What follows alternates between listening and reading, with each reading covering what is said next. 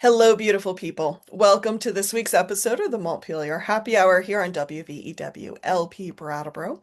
I'm your host and producer of the show, Olga Peters, and this is where we talk about how everything in Montpelier shakes out for the rest of us. I am excited to welcome to this week's show Abby Long. She is the executive director of the Northeast Kingdom Collaborative. I'm so glad you're here, Abby. Hi, Olga. I'm thrilled to be here too. Thanks for considering and then welcoming to chat today.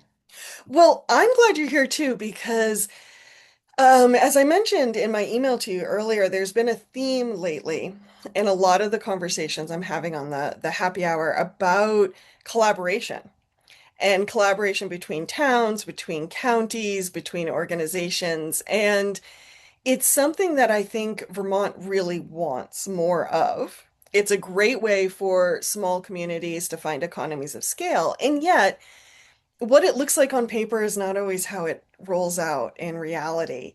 And I think there is still some learning and skill building happening, at least down here in Windham County. Um, and so thank you for being here to talk about that. Totally. No, I'm excited to share. I have lots to talk about on this subject. I get giddy talking about this. Yeah, you jumped on it. I'm like, Abby, would you mind? Yes. Um, Absolutely. so for people who don't know about the Northeast Kingdom Collaborative, Mhm. Abby, I'm sure will dive into more, but in very broad strokes, it is a collaboration designed to improve the lives of folks in the Northeast Kingdom. So that's Essex, Orleans, and Caledonia counties through a very coordinated economic and community development program. They do this through nonpartisan leadership, looking at possible systemic changes as well as building regional unity. And one way you're able to do this too, Abby, is through a REAP zone designation, Yeah. which is from the economic USDA thing. rural development. Yes. Yes, Olga, you nailed it. Yeah, I mean, truly at the base of it, the Northeast Kingdom Collaborative, we are a nonprofit organization. We are have been around since the late 90s. So we are no stranger to the kingdom. We are from here. And we exist because of an agreement, an MOU with the federal government for the Northeast Kingdom's REAP zone status. And REAP means Rural Economic Area Partnership. There's that word. Ah, And so somebody had to be the backbone. Somebody had to hold that designation for the federal government. And basically, that REAP zone designation, we're only one of five in the nation. There's two in North Dakota, two in the Adirondacks, and us.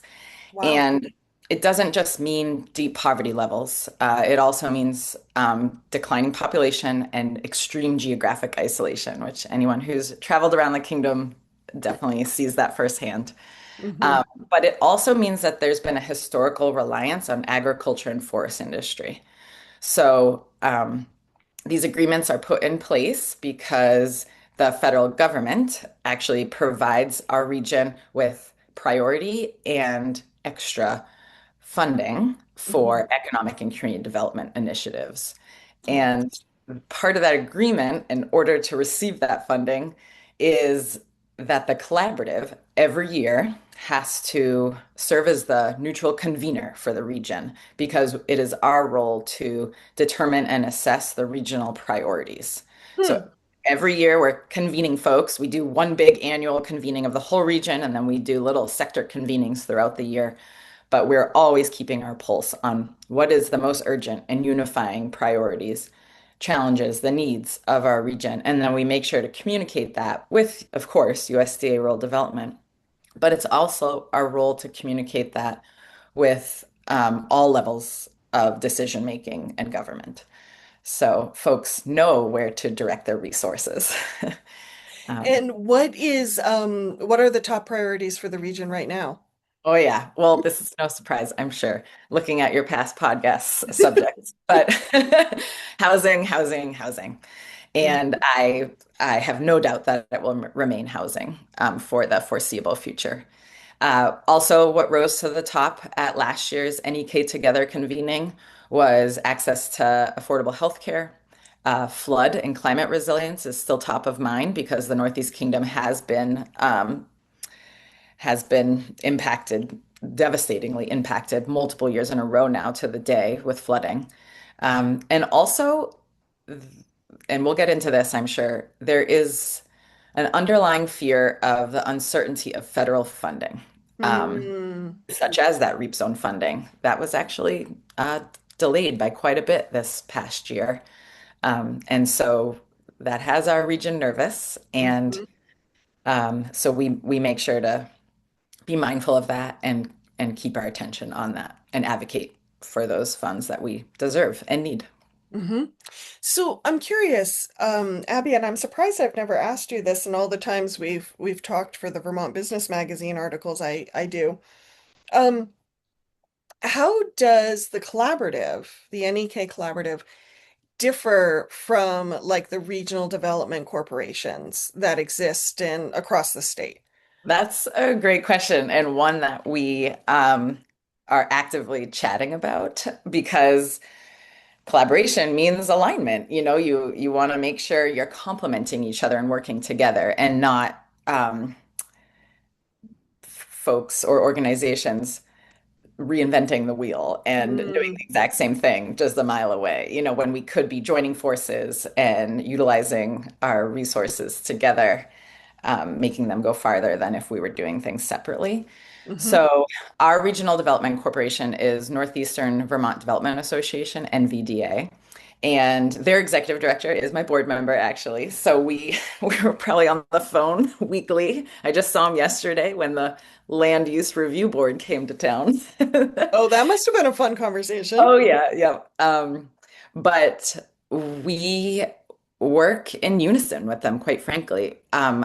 Again, as the neutral convener for the region, trusted neutral convener, we set the tone with what the regional priorities are, and we create reports. We Mhm, make sure to, when I said we communicate those, we have it in writing as well, make it a resource for the folks in the region to use.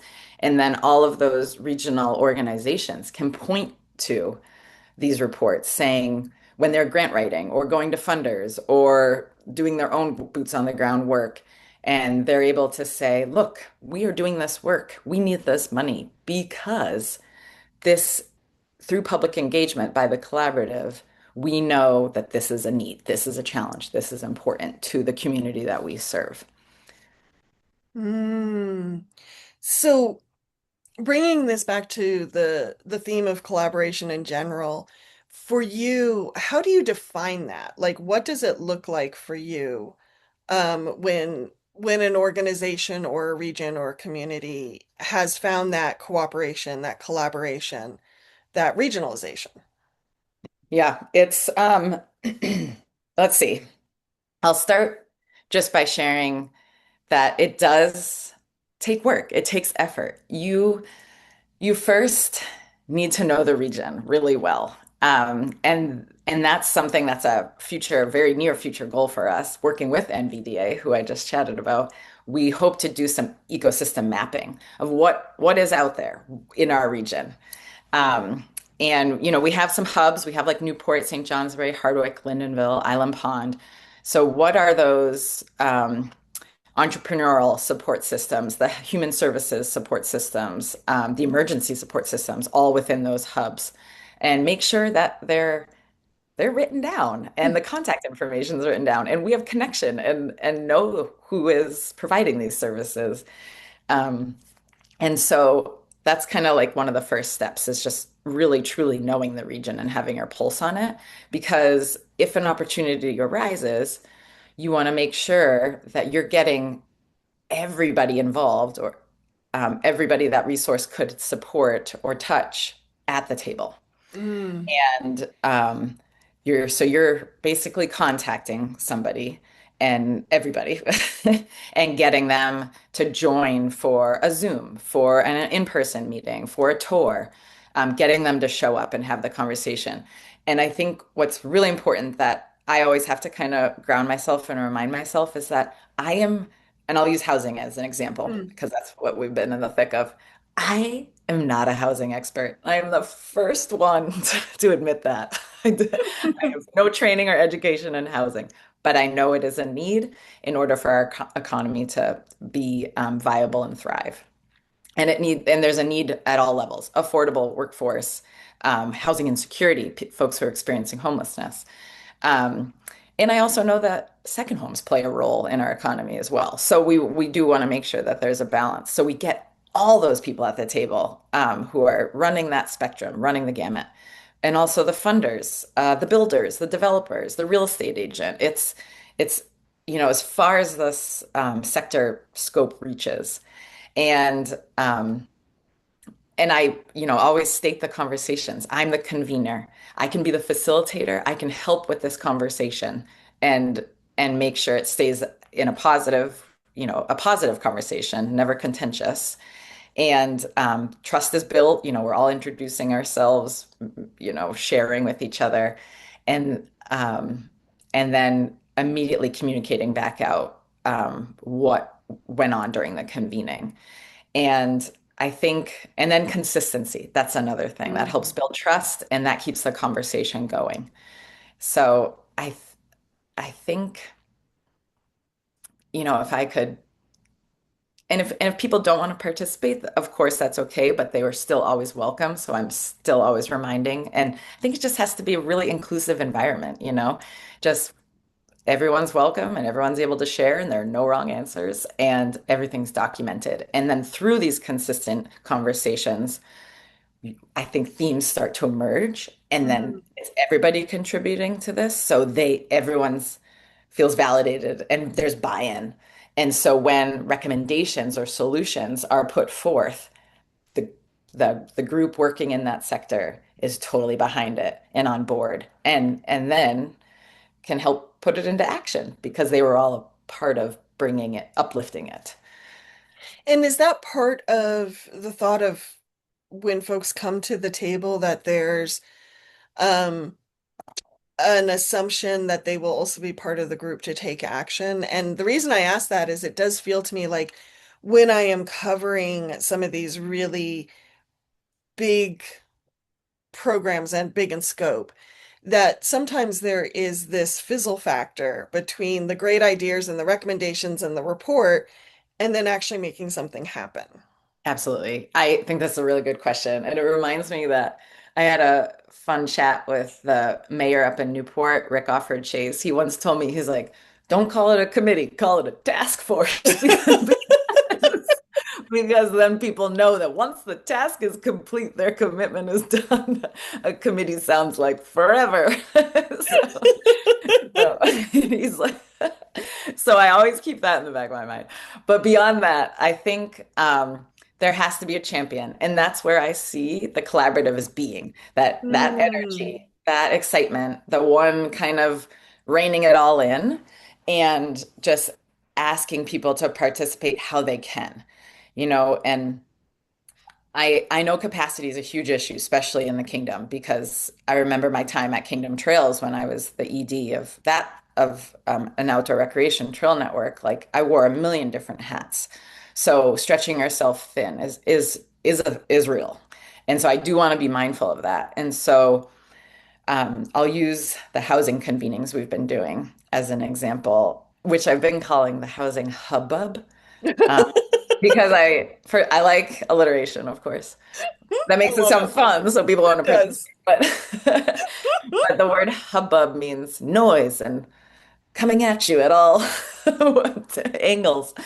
And that's exactly what housing feels like right now. It's very overwhelming. Hmm. So our goal is to make sense of the noise. And housing is so overwhelming. It's such a huge topic. So I even started the first convening with, we are not solving the housing crisis in 1 hour Zoom. This, so we set something that was, approachable, like quarterly Zooms. And in between those Zooms are these like a la carte um,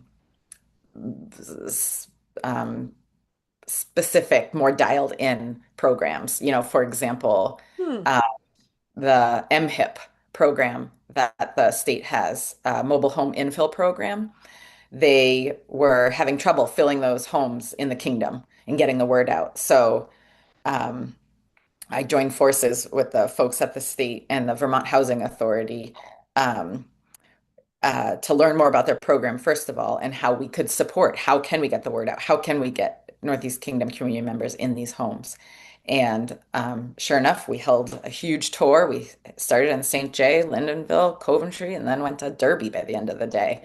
And overnight, they had multiple houses were under contract. And so we had these little mini specific gatherings in between the convenings. Um, Rural Edge, our affordable housing developer in the region, Mhm. they opened up just a couple weeks ago up in Newport, 40 new affordable housing units. And after renovating, one of the places they renovated was an old convent. Very cool. Oh, very cool. Yeah. Yes. And yay, let's celebrate 40 new units of housing, Yeah, right? yeah, huge in Newport. Yeah. Newport needs that, absolutely. But just, getting the word out, bring those all those people who signed up to be a part of the housing hubbub, the convening, um, and all the people who are on our e-newsletter, putting it out in all the local newspapers. That it just takes that little, oomph, light a little fire, help get the word out, and to just make something a little bit bigger and more exciting and attention brought to it. Because there's some really amazing things going on in the kingdom and with housing. Yeah. But a lot of us are just glazed over with the doom and gloom of it all. So when there is, in between these convenings, the quarterly convenings, when there are these little uplifting highlights, it's very important to make sure that they're part of the hubbub as well. And you talk about organizations not constantly reinventing the wheel, Yeah. having five organizations trying to do the same thing. I'm not going to get the name correctly, but just looking at Newport and the 40 units of housing, Newport has in the past few years done like an action plan for its downtown, and that included housing. Did what the collaborative do, did it dovetail with that action plan, or were they two separate things? Like, how do you then kind of maneuver those different layers and webs? Yeah, the action plans came before the housing hubbub. Okay. And I think those were all led by NVDA. They were directed by the state to do these housing targets, Mm-hmm. numbers for these communities. And so all of that is taken into account for the hubbub. So I do plan, we just started the hubbub a couple months ago. Mm-hmm. And I do plan there will be a report, a progress report probably before the next NEK Together convening. And we'll just continue having progress reports because I really don't see this going away anytime soon. And I think the reports aren't just like recommendations or solutions, it's also resources. It's what's Mm. all the background information that we came here today with, what's been done prior to us. So we're not reinventing the wheel. We're looking to the research that's already been done, the actions that have already done, what worked, what didn't work, and making sure that we're taking that forward with us. Okay. And I'm curious too, you talk about bringing as many people as possible to the table, which is so important. I can imagine though that everyone who shows up, they have in their mind their own definition of whatever the problem is that you guys are tackling at that moment, or the solutions, or we each have our own little trench, our own little foxhole that we're looking out of, right, at the Mhm. landscape. And I'm wondering, how do you, one, hear all those different perspectives, but then how do you reach that point where the themes start emerging and people start coming to the table, seeing the problem the same way, and getting that buy-in that is your ultimate goal? I'm a strong believer in probably one of the most simple facilitation um, methods, round robin sharing.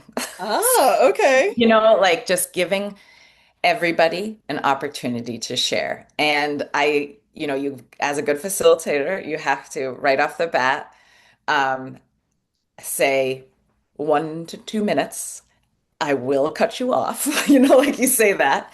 And you have to also be clear on this isn't a time for question and answer. This is a time for sharing and listening so that um, because the question and answer part is so valuable, but what's Mhm. really valuable is letting folks be heard and validated, because they are the little experts in their little nook in the job that they do.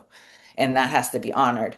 So, and as people share, notes are captured, of course, and that's where those themes um, emerge. But what also emerges is um, like creative ideas spark, or, oh, you're doing that, I'm doing that too. And then after the convening, the contact lists with permission are shared out because also my goal is that people connect with each other to dive deeper, to learn more. And so it's also creating this cool network to lean on. Um, and Mhm. look to for ideas or partnerships. And so if actual collaboration doesn't come from it, then maybe there's just a friendship or a trusted person or some ideas, like, oh, cool, you're doing that. I'm going to take that over here and do that too. Mhm. And what about what happens if someone really is just stuck on one specific perspective, one specific solution? And I'm not saying whether that's a right or wrong solution, a right or wrong perspective. Um, I'm neutral on that part, but it's more like, yeah, when someone does hold on to something really, really strongly, how do you navigate that?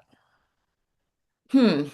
I'm a big advocate of I meet people for coffee or walks a lot and I don't show up with an agenda and it's like just a chat session, a brainstorm, talk it out, and looking at, things through different perspectives and different angles. And um, that usually helps, like, move things along um, and gets it to that next step or urges them out of their tunnel vision. Hmm. But I'm sure there are examples of that not being the case. And um, I'm in the role that I'm in, I get along with everybody. I've been called everybody's best friend, and I think you just you just need to accept that and know that that person is dedicated and um, a strong advocate for that one thing, and maybe just maybe it will be their time, and you will call on them, and they will rise and rock it. And so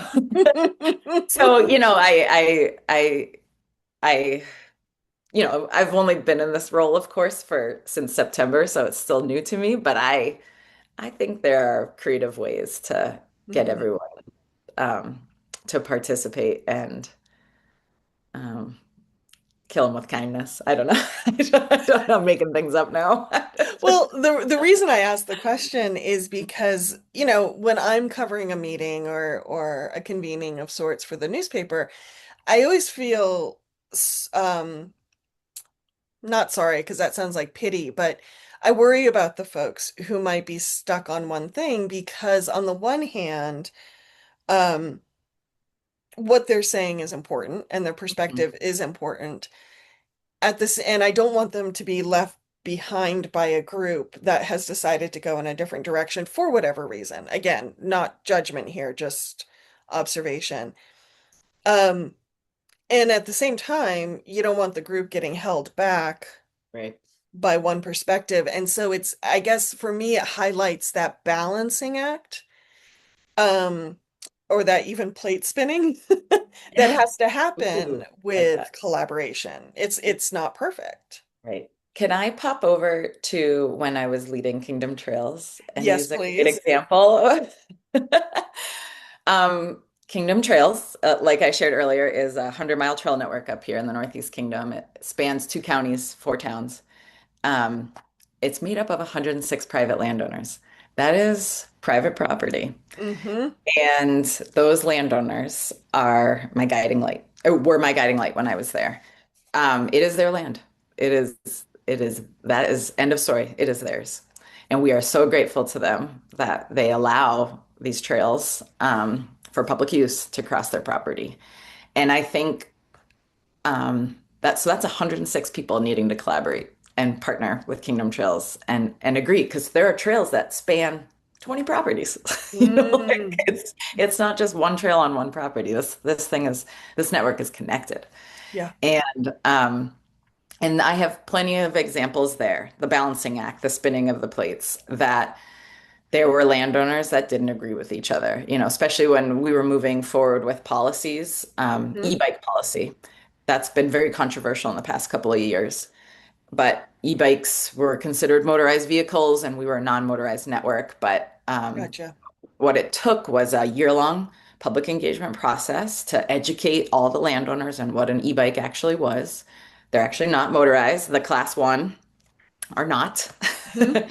And we had to educate them and ourselves on ADA federal law, Americans with Disabilities Act, that actually, if folks do have a disability by law, they are allowed to have a motorized assisting vehicle on a trail on a public property. So that was an e-bike.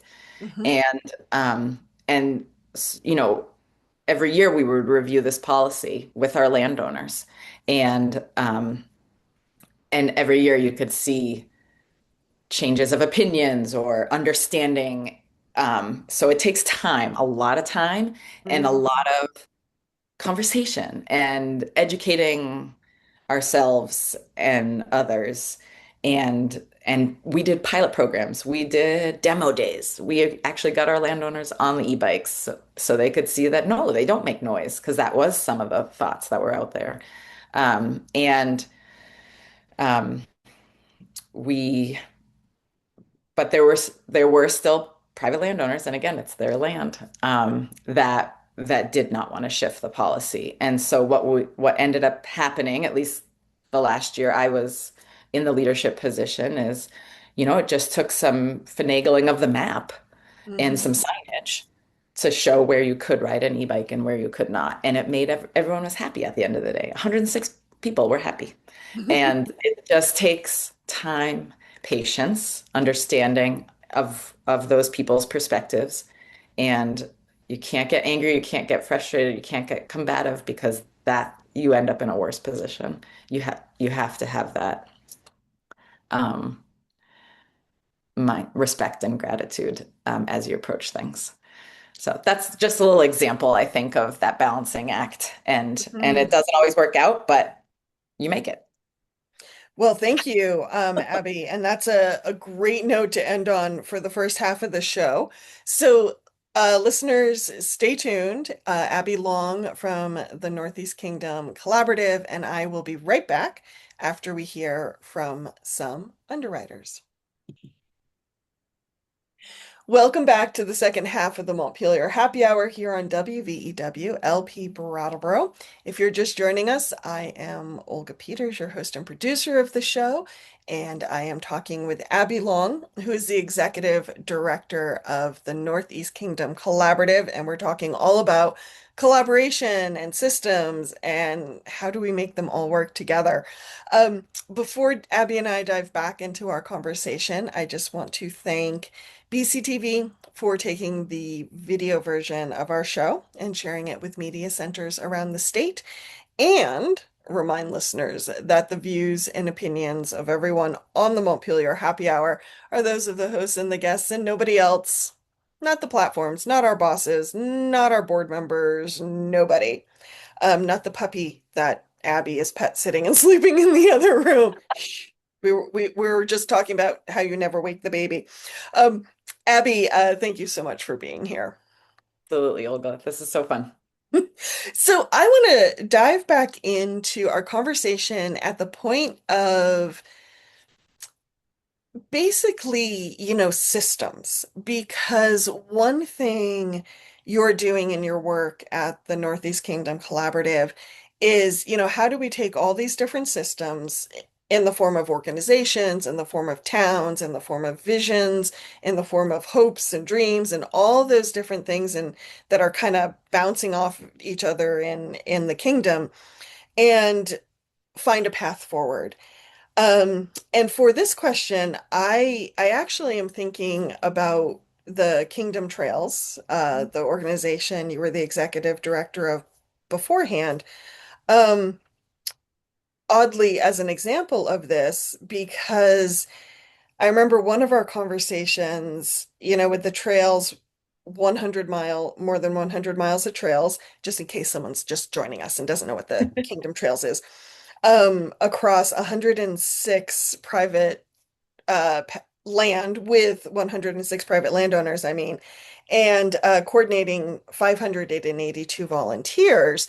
That's just what the organization does. But you also have had times where you've had to work with towns where Mm. all the visitors are biking through, and what does that mean for traffic? Or if visitors, how do you communicate to them? You can park here, but you can't park there. You can use this type of e-bike, but maybe not that type of bike. Um, that's a lot of different systems to navigate and to bring together. And I'm just wondering, like, what what did that teach you? And were there key moments where you're like, oh, this is what we need to look out for, or this is, something we need to do, or this is a skill we need to make this happen? Absolutely. Whew. Yeah, Kingdom I know Trail. I was having a hard time No, it's giving you because a it is a question because lot. my Like brain is like, "Do, do, do, it's do, a do, do, really, do." it truly is at its heart like a grassroots organization. Like it's a fun trail network, but man, it was a lot of responsibility. It was a big job. Um, but I think because it was a big job, um, it was a team effort. I can't stress enough that I had an incredible leadership team and board of directors when I was at Kingdom Trails, Mhm. and I leaned on them. Because yes, everyone had opinions and thoughts and visions for the trail network, but everyone also had passion. They loved it and they saw it uplifting our community.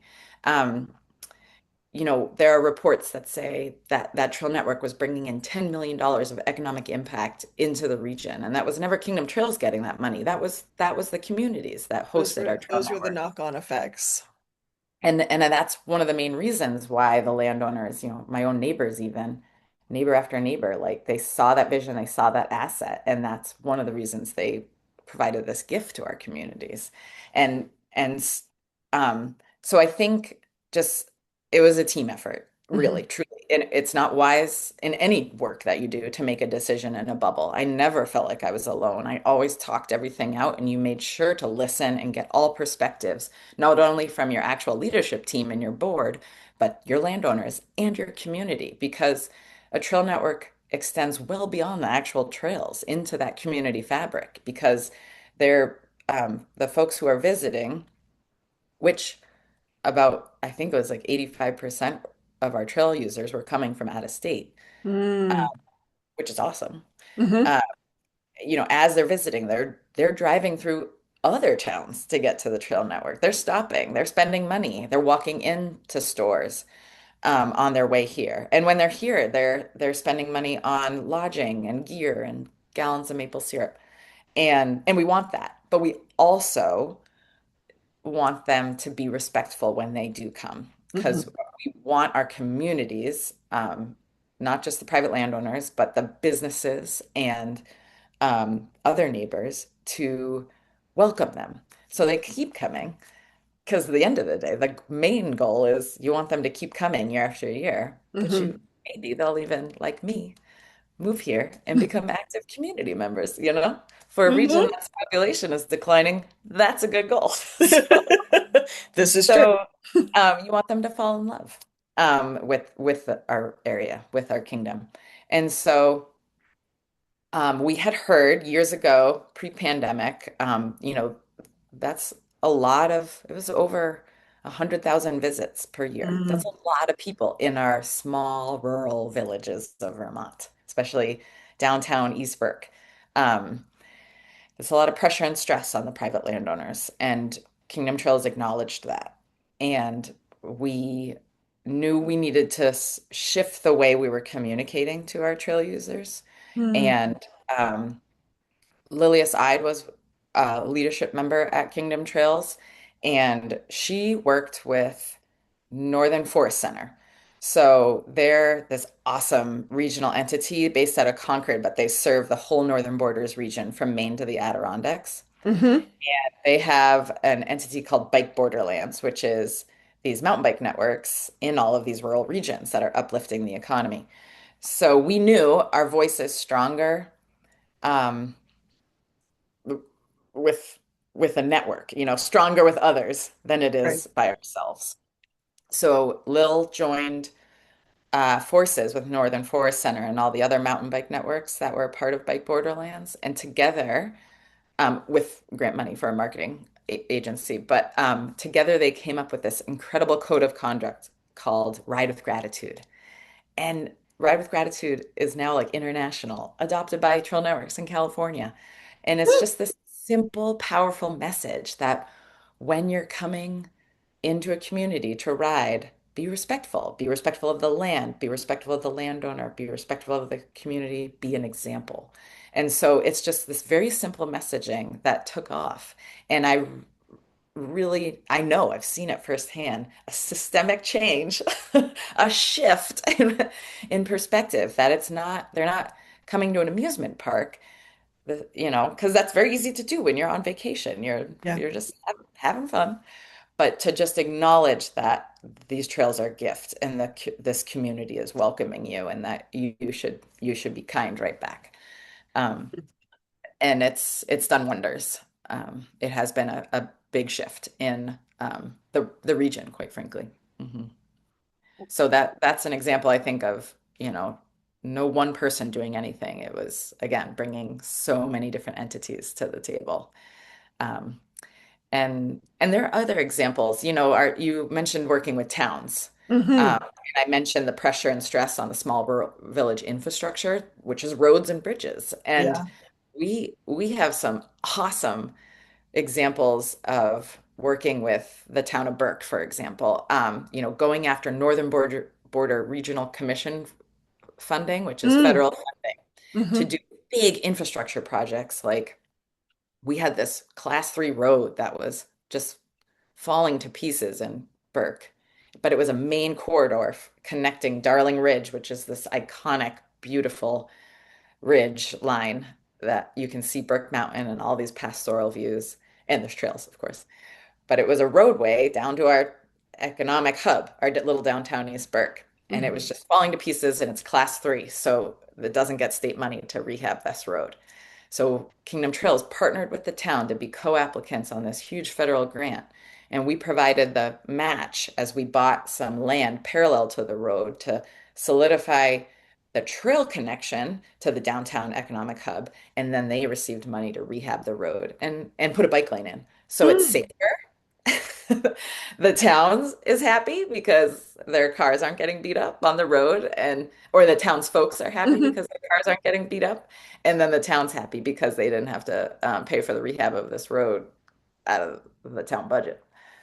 Oh, so townspeople are happy about that too, I bet. So that's just a little shining light example of, again, collaborating, joining forces, trail network and a municipality, like um, not a normal partnership, I'd say, Mm.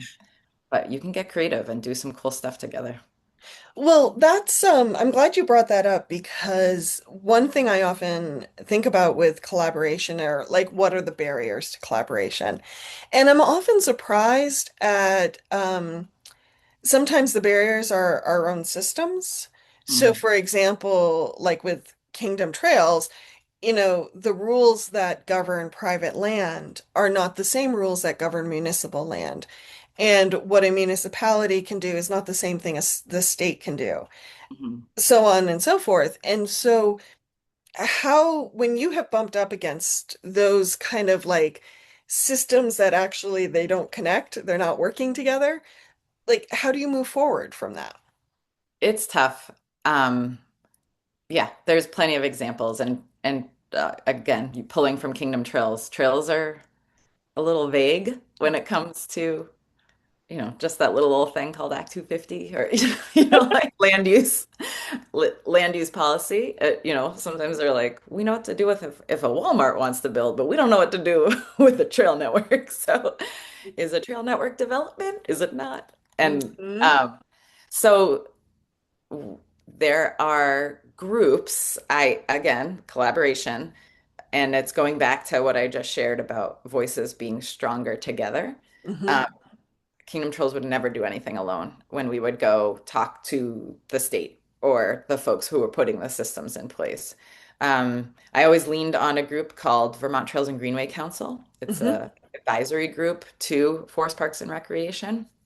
And it was a group of motorized and non-motorized trail networks in the state. The Long Trail, Kingdom Trails, but also VAST and VASA, VIMBA, the Vermont Mountain Bike Association, Catamount Trails, the Nordic Skiing Trail. And we would meet monthly. And again, it's just those people you can lean on, you can trust. You all know what each other are going through and are dealing with the same issues. Who's been through an Act 250 permit, who hasn't, and who can share their experiences with wetland permitting or stormwater permitting, um, and so that group, specifically in the past couple of years, under the leadership of Nick Bennett, he's the ED of Vermont Mountain Bike Association, Okay. really putting things forward, like what systems or where is it vague that we need to bring attention to and can help support? That's the other thing. If we want something changed or shifted, we have to advocate for that and show up and do it. We can't just hope that the state listens to us and gets it done. So, BMPs, for example, best management practices for Mm. trail use. Logging industry has that with the state. Awesome. Everybody abides by it, and it's great. They're in agreement on what those AMPs are, acceptable management practices. And so the trail networks don't have that. So that's something, a process that they've been doing with Forest Parks and Recreation and coming together and agreeing on BMPs for all the different types of trails. And I think once that, groundwork is laid and there is agreement, then we can go forward and then have the conversation about land use policy. Hmm. Interesting. Mhm. So, Okay. time takes time, patience, and it is frustrating. I'm sure there are times through Vermont Trails and Greenway Council, I would always show up in the State House and testify and share about Kingdom Trails experiences or the Northeast Kingdom's experiences. And sometimes you feel, oh, I've said this many times before, or I'm repeating myself again, but you just got to show up till you're blue in the face and then continue showing up and keep it up. And I have seen progress. I have seen traction. Um, and especially in outdoor recreation, because that's a industry that Vermont can no longer, not that they were ignoring it, but Hmm. they are taking it more seriously, and it's awesome because it really is a main economic driver in the state. It's over 4% of the state's GDP is coming Oh, from outdoor wow. recreation. So, and in the kingdom, that's vast trails in the winter months, um, Hmm. JP, Burke Mountain, Kingdom Trails in the summer months, even Memphremagog trails. There's some awesome outdoor recreation up here, and it's very important for our regional economy. Yeah. So, Um, this is a bit of a side note, but squirrel brain. Does the Lamoille Rail Trail make it all the way to the kingdom? yes, the LVRT comes into the southern part of the kingdom, Hardwick, Danville, and just ends in St. Johnsbury. And Okay. it's a gift. When I had my kiddo's 5 now, but when he was first born, putting him on the back bike trailer and being able to cruise was such a joy. And then you barely have to pedal on your way back into St. J because you're just going down, going down this nice low grade. Like, yeah, it's a gift. That LVRT is a treasure, really. It's awesome, and it's been um, talk about an economic driver, especially it's going through Danville, Hardwick, and St. Johnsbury is working on some major efforts to bring the trail into its Hmm. main hub, which is awesome. Well, one reason I thought of it is so for folks who don't know, the Lamoille Valley Rail Trail is an old railroad trail, an old railroad stretch, more than 90 miles. And it goes right from Lamoille County, as you can imagine, into the southern part of the NEK. But it's a state, right? It's a state program. It's overseen by, I believe, V-Trans. VTrans. Mm. And so again, they've done great things with it, but it's a state program and it's state owned. And so that again must be different to navigate compared to say like the Kingdom Trails. Um, and that's kind of why it popped up in my brain, I think. And I was a part of some of those conversations. I haven't been recently, so I could be off now, but I do remember, this trail wasn't yet completed. It was supposed to hit all these hubs, downtown Mhm. hubs. The Kingdom, of course, was the last stretch to get completed. And and then everyone was like, well, what about educational signage and wayfinding signage? Should they be uniform signage? There were all these conversations that had to have all these communities at the table, uh, Interesting. and in agreement on things. So um, yeah, but it's awesome. It really is. And then talk about the flooding. Oh my goodness, Oh my that gosh, hit the yes. LDRT The really hard in the region. Everywhere. I think everywhere, actually. the poor thing, it seemed like every time I was writing about Lamoille County or the NEK, I had to call VTrans and be like, so is the trail open again? Or what happened this week? And they're like, I think yep, we still flooding hit have it some again. detours in the kingdom, actually. Yeah. Hmm. Um, okay, so we've talked about collaboration. We've talked a little bit about systems. And I guess one of my big questions is, um, what about skill building? Like, what skills do you feel help collaboration? So, if there's some folks out there right now who are like, yes, let's collaborate, across the school district, or let's collaborate around such and such, economic development, whatever. What I can imagine there's some skill building that has to happen there. And in your experience, what have you seen? Yeah, that's a great question. Um, a bunch are popping into my head, so I'm just gonna go for it. We already kind of alluded to this, but active listening. I think you have to be listening and not popping into somebody else's sharing or thoughts. Mm, And open listening too, because we've already expressed you might not agree with somebody, but it's listening to them fully, taking that beat of silence, and then, if okay, took time to respond. And respond respectfully, of course. No combative behavior. And yeah, another thing that I think is necessary for collaboration is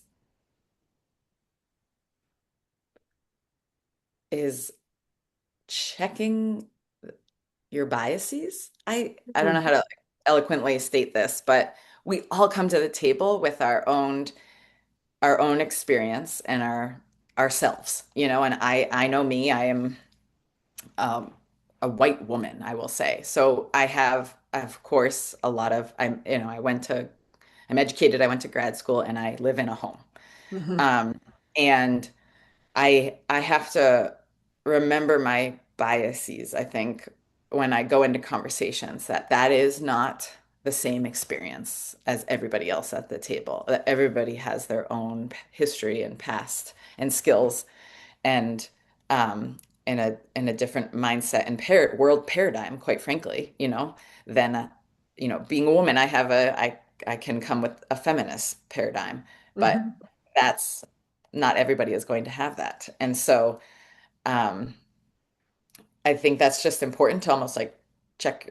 I check myself before I speak, and I have to make sure, is this going to land right with everybody?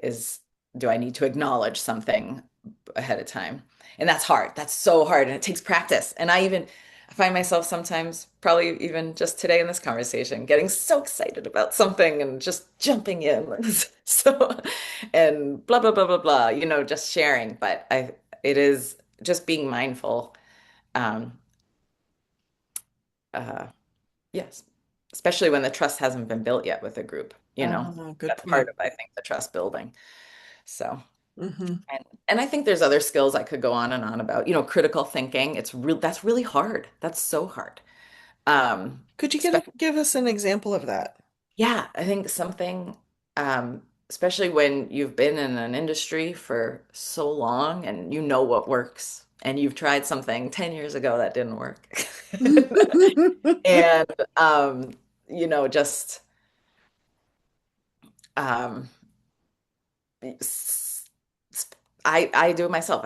I'm sometimes you can be set in your ways. Like, no, no, no, this is the right way, or this is my it's that tunnel vision I think I spoke to earlier in this conversation. And so Mm, just making sure that you have an open mind and you're able to look at things differently and almost play devil's advocate with yourself. Oh, but what happens if this happens, or what happens if this doesn't happen? And I think the way to critically think is in a group setting with other people. I said earlier, it's not healthy to make decisions by yourself in your own mind.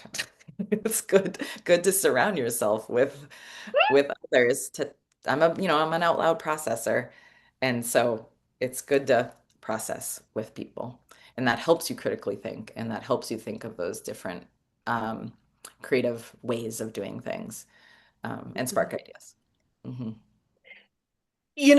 Often when I go to events and I'm covering something like a convening, there's always there's quite not always, quite often there's expectation setting. And I sometimes feel a little conflicted about that because on the one hand, it does help the group kind of know where its guardrails are. And on the other hand, going back to like checking biases and critical thinking and open listening, you are we cutting away important points of view or experiences when we do that? So I'm curious, in your experience. Yeah, I'm glad you asked that, Olga. Yeah, that's tough because I don't want to be that person that puts up the confines and makes someone feel restricted, you know. Hmm. I think they're offering um, different avenues of communication is always important. So, someone might not be able to attend a conference even in person. So, is there a way to send out a survey afterwards and make sure that all voices are heard? Um, and even sending out a survey to any participants and saying, what more? Hmm. Or even asking who should be at the table that wasn't, you know?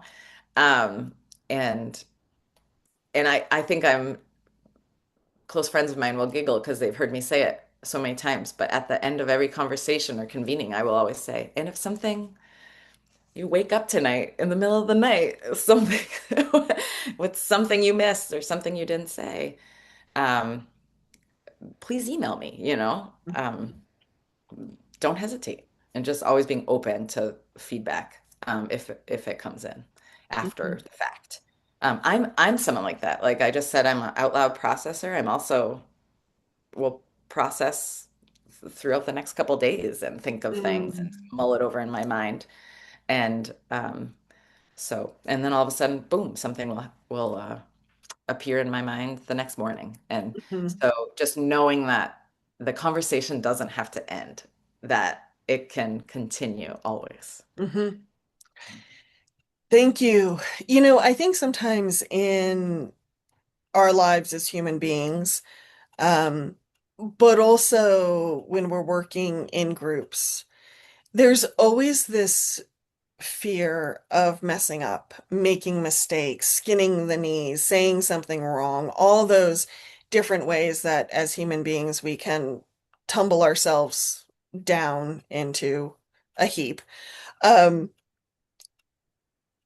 have you ever had a moment like that where you're working with a group, it looks like you have hit the dumpster fire stage, and yet it actually led to something good or useful or productive? Can you talk about that? Yeah. Um, yeah, it's painful to talk about that. But it's true. And Sorry. I think we're all human, and I think leading by example is one of the ways you build trust.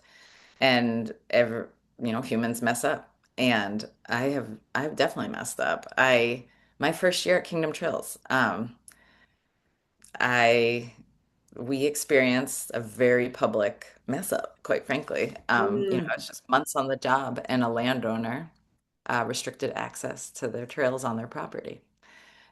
On that Darling Ridge, where I just spoke about the iconic part of our trail network with some really beloved trails that people loved. mhm, Um, but as the ever optimist, I should go back to the hard part. Sorry. Like, yeah, that felt awful. It felt yucky. It was very public. I was a new leader, a young woman, where past leadership had been um, not that. mhm, And um, and I was new in a community too. I moved from Colorado to be a part mm, of this community. So I felt very vulnerable, very exposed. But again, I had a team and I had a board that I realized okay, I'm not alone. We are in this together. They are just as much part of Kingdom Chills as I am too. But I was the leader, I took accountability and but I didn't just wallow. I think that's also important. You can't mhm, just give up. Um, so I'll go back to now being the ever optimist and um I now looking back on it all, it truly almost was this blessing in disguise because that's what led to this huge public engagement process that Kingdom Trails led with all four communities, towns, and all of our landowners and trail enthusiasts, our members. Um, and that public process gave us incredible solutions and recommendations to make improvements for the trail networks and the community and built back trust mm, that had been there in years past. And I think, we were better for it. And we flipped the trail network on its head. Instead of us leading the way and making decisions, we were like, all right, you guys are in charge now in the driver's seat. Tell us what you want to see.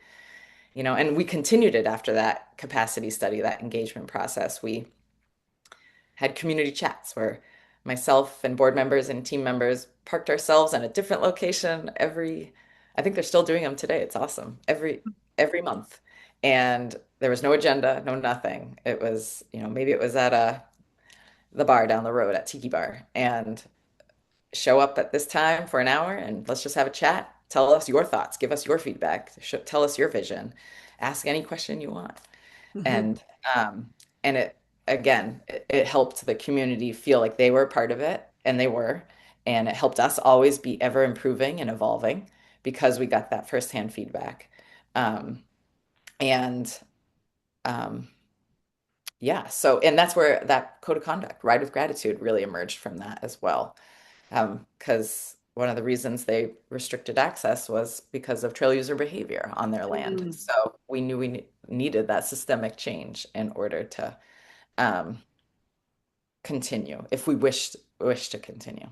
mhm. So um, so yeah, there are yucky moments, but you have to turn them into learning moments.